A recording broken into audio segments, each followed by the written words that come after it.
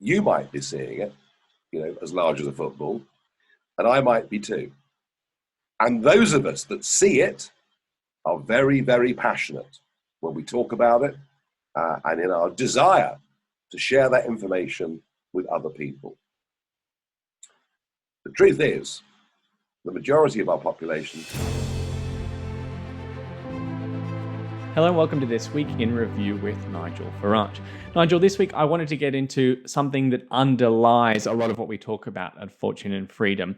You and I are both libertarians. We see government intervention and government solutions as actually making the problem worse rather than solving anything. And I think what's happened over the last few months or 18 months or so, but also because of the financial crisis, is that it's becoming very obvious that what we believe is true. The government solutions and interventions are causing more problems than they're solving, if they do solve anything at all. So I'm going to list a few examples just so that people do realize we're not just going off on some sort of strange tangent. And then I'll get your reaction to what happens next, because if people do start to realize that government intervention causes more problems than solutions, then I think there's going to be some sort of backlash and repercussion. So in my list here, we've got the energy crisis, which has been made worse by the Keystone pipeline rejection from Joe Biden in the US, and also the oil drilling moratorium on federal government lands. The Dutch refused to extend production from the Groningen gas fields, which is causing part of the cause of the gas shortage. We've got the Germans delaying the approval of Nord Stream and the Americans sanctioning it. We've got the lockdowns and the vaccines. That's obviously government imposition on all of us with the lockdown, not letting us choose what sort of level of safety we want to go with for our own lives. We've got vaccines that are mandatory, which is causing this great resignation. I was watching a video today with an emergency room in New York that had been closed down, at least temporarily, because they fired too many nurses, and it was because of this mandate. We've got the truck driver shortage, which, depending on who you ask, was caused by all sorts of different things. But as far as I know, they're all government policies. We've got the migrant crisis, which you've focused on. And I think that was very much a political policy issue, as you've displayed in your various videos. Inflation, with central banks causing the inflation, denying it exists, keeping rates low despite the inflation spurting out of control. We've got stimulus packages from the government making that inflation even worse. We've got the housing bubble, which is caused by low interest rates, unaffordable housing caused by central banks. We've got the stock market bubble with central banks buying stocks. We've got low returns on government bonds below inflation, both the government's fault. So there's all these crises, and we've been covering them in Fortune and Freedom. As I see it, there's an identifiable government policy behind all of them, and it's become very obvious. What happens next? How are people going to react to this, if indeed they're going to notice it, as I think they will? Well, it's a very passionate beginning to the conversation, I have to say, Nick. Look, we're almost heading towards something akin to communism, where the state is in control of everything. The kind of difference is that the industries, the businesses aren't state-run. They're run by giant global corporates who work hand in glove with government, the Pfizers of this world perhaps being very, very good examples. So it's not communism, but it is the state, commanding an ever greater share of economic activity, of employment percentages, and of decisions that the rest of us are no longer free to make, be that on, and you mentioned the vaccine. Well, mandatory vaccines, of course, are coming in to Austria from February, but you can see the push. The push is for this to be agreed at an EU level. I can see it. It's happening. Whether it goes all that way or not, I don't know, but that's the conversation. The extent to which governments are indebted will continue to go up. And yes, you're right. Many of the problems we've got are direct failures of government policy. The power outage in Texas last year was a great example. Texas, for goodness sake, the oil state, which has become so reliant on wind energy and never thought they'd see blizzards, but they did last year, and it led to a really very dramatic and damaging outage. Nobody, of course, ever admits to it. Never admits to it. They always find some other reason to blame. Here's the funny thing. You might be seeing it, as large as a football, and I might be too. And those of us that see it are very, very passionate when we talk about it and in our desire to share that information with other people. The truth is, the majority of our populations haven't even thought about it yet, because the majority of our populations are beginning to think that government is the solution to everything. You know, we've had a major energy supplier go under overnight. No problem. The government will come in and bail them out for 1.7 billion. No problem at all. You know, the railways lose money. No problem at all. We just nationalise them. And literally every demand in the public sphere is for government to do more and for government to spend more. And to counter something like that, you need the kind of radical thought that was behind Thatcherism. It's difficult 40 years on, perhaps for many people, to realise just how radical she was.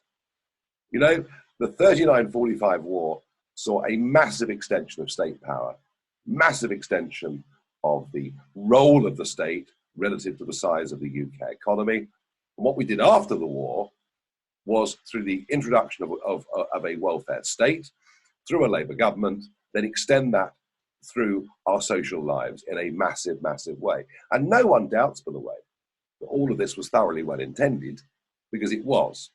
You know, and we finished up in the 70s with crippling inflation, the disease of money caused by government that we've talked about before. We finished up with, I mean, literally, Kremlin supporting trade union leaders. And they were, that's not an exaggeration, they actually, you know, Jack Jones and others, it's been proved, were effectively acting as agents for this vile communist regime. I mean, they brought down a government in 74. You know, and so things got really bad, and then Thatcherism comes around and says, we're going to reverse all of this. We're going to put you, the people, back in charge of your lives. We're going to reduce the role of the state. And she did that in tandem, really, with Reagan in America. Now, the abuse Thatcher got, she still gets it, even after she's dead. And Reagan, I mean, you would have thought that Reagan was bringing back slavery, the way he was dealt with by the New York Times and others. So what I'm saying to you is this: I've been stunned during this pandemic, the extent to which people are prepared all over the Western world to buy government fear-mongering on this virus. I mean, I was reflecting yesterday. I mean, they banned us playing golf for fear of the virus. I wasn't allowed to go and sit by a lake and try and catch a carp for fear. I mean, just extraordinary. And yet, majorities, again and again in polling, say, well, if it makes us safer, you know, if it's going to protect us, that's what we'll do. And still today, I'm going around parts of rural England where people in their 80s are wearing masks and walking around in fear. So is there going to be, as you want and hope, you know, a radical, free market, libertarian, individualistic, pro-enterprise, pro-entrepreneurship turnaround? Yes. But is it coming next Thursday? No. And so, you know, what was behind Thatcherism and Reaganism was a deeply thought through, logical and argued economic case, social case, and political case. And I don't think those elements are yet in place. Now, you know, Boris Johnson won't be there forever. I mean, he's proved to be the most big state conservative outside wartime we've ever seen in every, I mean, you know, they're even telling us how to boil our lobsters now, but I just can't believe, you know, the extent to which we're being told what we can and can't do. He won't be there forever. I personally don't think he'll be there at the next general election. And so the Conservative Party has a choice in this country. In America, I think we can make the case that my friend McDonald, and whatever people think of him, and, you know, he's a bit over the top for some, he's a bit too rich for the blood for others, he is a outspoken New Yorker, but actually his instinct is to kind of let business and entrepreneurship and government get on with it. So I think in America, we're going to see republicanism. I mean, they're going to sweep the midterms. It's going to be a dramatic win in the midterms.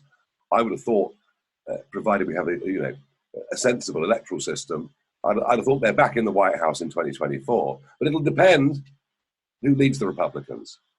Will it still be Trump? Will it still be the radical, pro-business, or will it be an establishment type figure? I'm not saying it'll be Mitch McConnell, but that kind of Republican. So, I'm not giving up on it. There are opportunities to turn this around, but I'm afraid for the minute, Nick, you and I, to some extent, are whistling in the wind. Yeah, I agree with all that. I'm more worried about people turning the other way and turning to social unrest or political parties that are even more extreme and individuals that are even more extreme or violent unrest or these protests. I mean, it seems like everybody's protesting about anything they can find at the moment. And if they're not protesting, they're engaging in shoplifting in groups. And it just seems like we're on the cusp of a bit of a breakdown, because whatever is being done to battle the various crises we face is actually making them worse. And if you've gone through life having faith in the government to solve problems and suddenly that's not working, I'm not so sure you become a libertarian, but something's got to change. Something snaps. I mean, normally in democracy, you don't need to protest. Well, or you certainly don't need violent protest, because there are opposing political views, there are elections, there are regular periods. The point of democracy is to stop us wanting to use violence as a means of changing things. But there is some quite big cultural breakdown going on. So the war on woke, the war on cancel culture, the war in favor of free speech, it's kind of all part of the same battle, really, that we're engaged in. So I think, for me, with all of this, I think America's the key. I think if America falls, we all fall. But I do think if the fight back against all of this comes anywhere, it will come in America through the Republican Party, and that then will kind of give the rest of us hope. Your first response about the Thatcher Revolution and the Reagan Revolution was very similar to a note I've made here.